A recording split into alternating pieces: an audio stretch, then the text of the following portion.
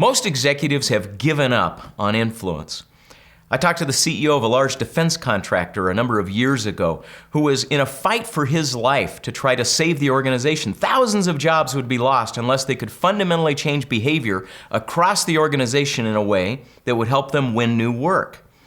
And yet he told me that for 25 years, their efforts to effect this kind of behavior change had failed dismally. I talked to the CEO of a hospital a few years ago who was trying to reduce unnecessary infections in the hospital. All he had to do was get people to wash their hands regularly after contact with patients. And yet after everything they'd attempted, fewer than 1 in 3 in his hospital were washing their hands the way they were supposed to. We've given up on influence.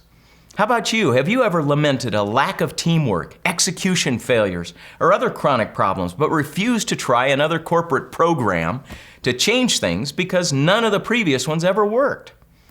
Are you like many leaders who are comfortable changing processes or restructuring or issuing policies, but baffled about how to fundamentally influence the behavior of people in a rapid and sustainable way? It's time this changed. Not only is it possible for you to influence behavior in the workplace, but it can be done quickly, all while producing sustainable results. Here are a few things you can do. First, clarify the results you want to achieve, along with a way to measure them. Second, search for and identify a handful of the high leverage or what we call vital behaviors that, if changed, will lead to those results. Third, open your eyes to the 6 ways your organization is perfectly designed to create the unhelpful behavior you've currently got. For example, if people are failing to wash their hands, there are 6 categories of influence that are contributing to those failures.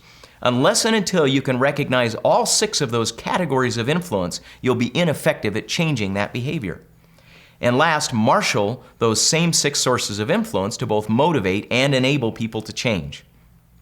By following these 4 steps, you'll experience fewer false starts, fewer failed change efforts, and markedly better results.